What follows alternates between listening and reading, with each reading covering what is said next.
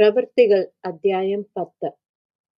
കൈസര്യയിൽ ഇത്താലിക എന്ന പട്ടാളത്തിൽ കൊർന്നേലിയോസ് എന്നു പേരുള്ളൊരു ശതാധിപൻ ഉണ്ടായിരുന്നു.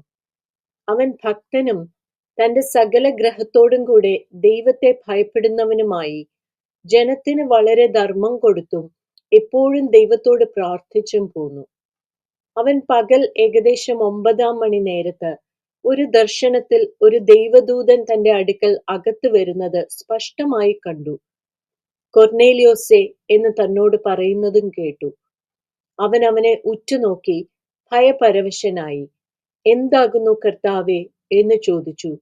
അവൻ അവനോട്, നിന്റെ പ്രാർത്ഥനയും ധർമ്മവും ദൈവത്തിന്റെ മുമ്പിൽ എത്തിയിരിക്കുന്നു. ഇപ്പോൾ യോപ്പയിലേക്ക് ആളയച്ച് പത്രോസ് എന്ന മറുപേരുള്ള ശിമോനെ വരുത്തുക. അവൻ തോൾക്കൊല്ലനായ ശിമോൻ എന്നൊരുവനോട് കൂടെ പാർക്കുന്നു.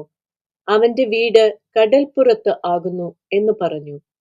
അവനോട് സംസാരിച്ച ദൂതൻ പോയ ശേഷം അവൻ തന്റെ വേലക്കാരിൽ 2 പേരെയും തന്റെ അടുക്കൽ അകമ്പടി നിൽക്കുന്നവരിൽ ദൈവഭക്തനായൊരു പടയാളിയെയും വിളിച്ച് സകലവും വിവരിച്ച് പറഞ്ഞ് യോപ്പയിലേക്ക് അയച്ചു.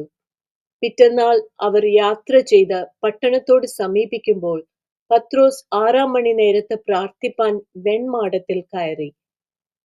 അവൻ വളരെ വിശന്നിട്ട് ഭക്ഷിപ്പാൻ ആഗ്രഹിച്ചു. അവർ ഒരുക്കുമ്പോഴേക്ക് അവന് ഒരു വിവശത വന്നു. ആകാശം തുറന്നിരിക്കുന്നതും വലിയൊരു തുപ്പട്ടി പോലെ 4 കോണും കെട്ടിയിട്ട് ഭൂമിയിലേക്ക് ഇറക്കിവിട്ടൊരു പാത്രം വരുന്നതും അവൻ കണ്ടു. അതിൽ ഭൂമിയിലെ സകലവിധ നാൽക്കാലിയും ഇഴജാതിയും ആകാശത്തിലെ പറവയും ഉണ്ടായിരുന്നു. പത്രോസേ, എഴുന്നേറ്റ് അറുത്ത് തിന്നുക എന്ന് ഒരു ശബ്ദമുണ്ടായി. അതിന് പത്രോസ്, ഒരിക്കലും പാടില്ല കർത്താവേ, മലിനമോ അശുദ്ധമോ ആയതൊന്നും ഞാൻ ഒരു നാളും തിന്നിട്ടില്ലല്ലോ. ആ ശബ്ദം 2 പ്രാവശ്യം അവനോട്, ദൈവം ശുദ്ധീകരിച്ചത് നീ മലിനമെന്ന് വിചാരിക്കരുത് എന്ന് പറഞ്ഞു. ഇങ്ങനെ 3 പ്രാവശ്യമുണ്ടായി. ഉടനെ പാത്രം തിരികെ ആകാശത്തിലേക്ക് വലിച്ചെടുത്തു. ഈ കണ്ട ദർശനം എന്തായിരിക്കും എന്ന് പത്രോസ് ഉള്ളിൽ ചഞ്ചലിച്ചു കൊണ്ടിരിക്കുമ്പോൾ കൊർന്നേലിയോസ് അയച്ച പുരുഷന്മാർ ശിമോന്റെ വീട് ചോദിച്ചുകൊണ്ട് പടിവാതിൽക്കൽ നിന്നു. പത്രോസ് എന്ന മറുപേരുള്ള ശിമോൻ ഇവിടെ പാർക്കുന്നുണ്ടോ എന്ന് വിളിച്ചു ചോദിച്ചു. പത്രോസ് ദർശനത്തെക്കുറിച്ച് ചിന്തിച്ചു കൊണ്ടിരിക്കുമ്പോൾ ആത്മാവ് അവനോട്, 3 പുരുഷന്മാർ നിന്നെ അന്വേഷിക്കുന്നു. നീ എഴുന്നേറ്റ് ഇറങ്ങിച്ചെല്ലുക. ഞാൻ അവരെ അയച്ചതാകൊണ്ട് ഒന്നും സംശയിക്കാതെ അവരോട് കൂടെ പോക എന്ന് പറഞ്ഞു. പത്രോസ് ആ പുരുഷന്മാരുടെ അടുക്കൽ ഇറങ്ങിച്ചെന്നു. നിങ്ങൾ അന്വേഷിക്കുന്നവൻ ഞാൻ തന്നെ. നിങ്ങൾ വന്ന സംഗതി എന്ത് എന്ന് ചോദിച്ചു. അതിന് അവർ, നീതിമാനും ദൈവഭക്തനും യഹൂദന്മാരുടെ സകല ജാതിയാലും നല്ല സാക്ഷ്യം കൊണ്ടവനുമായ കൊർന്നേലിയോസ് എന്ന ശതാധിപന് നിന്നെ വീട്ടിൽ വരുത്തി നിന്റെ പ്രസംഗം കേൾക്കണം എന്ന് ഒരു വിശുദ്ധ ദൂതനാൽ അരുളപ്പാടുണ്ടായിരിക്കുന്നു എന്ന് പറഞ്ഞു. അവൻ അവരെ അകത്ത് വിളിച്ചു പാർപ്പിച്ചു.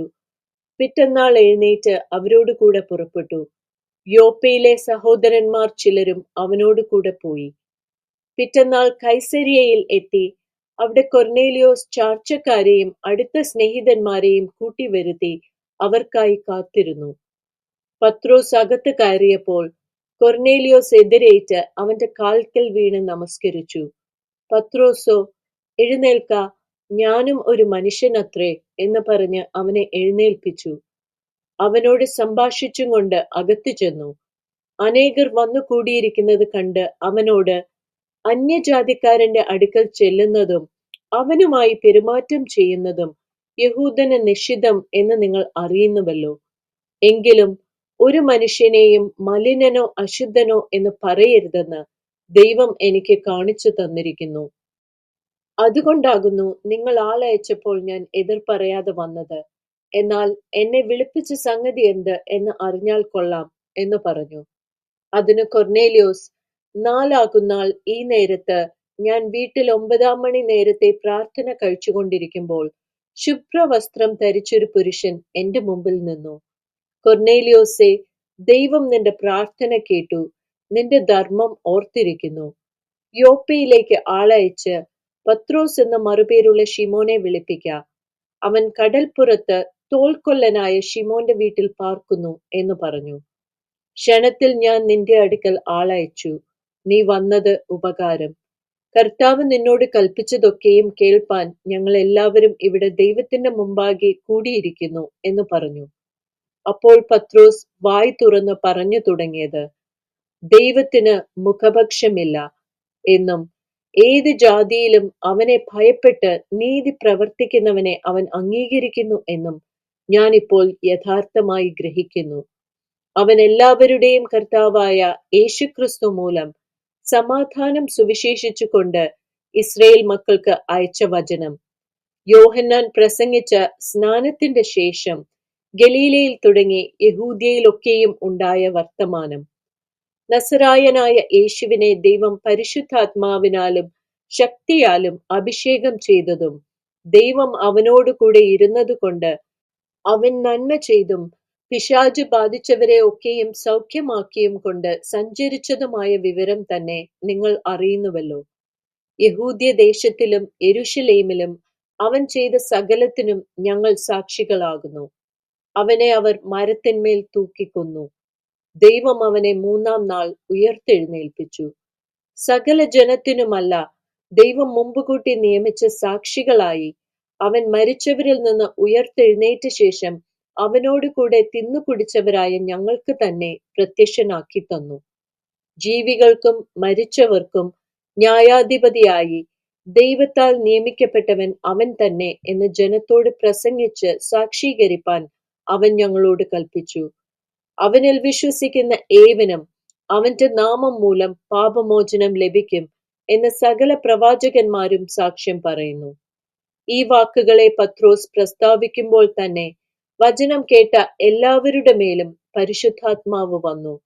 അവർ അന്യഭാഷകളിൽ സംസാരിക്കുന്നതും ദൈവത്തെ മഹത്വീകരിക്കുന്നതും കേൾക്കയാൽ പത്രോസിനോട് കൂടെ വന്ന പരിച്ഛേദനക്കാരായ വിശ്വാസികൾ പരിശുദ്ധാത്മാവ് എന്ന ദാനം ജാതികളുടെ മേലും പകർന്നത് കണ്ട് വിസ്മയിച്ചു. നമ്മെപ്പോലെ പരിശുദ്ധാത്മാവ് ലഭിച്ച ഇവരെ സ്നാനം കഴിപ്പിച്ചു കൂടാതെ വണ്ണം വെള്ളം വിലക്കുവാൻ ആർക്ക് കഴിയും എന്ന് പറഞ്ഞു. പത്രോസ് അവരെ യേശുക്രിസ്തുവിന്റെ നാമത്തിൽ സ്നാനം കഴിപ്പിപ്പാൻ കൽപ്പിച്ചു. അവൻ ചില ദിവസം അവിടെ താമസിക്കണം എന്ന് അവർ അപേക്ഷിച്ചു.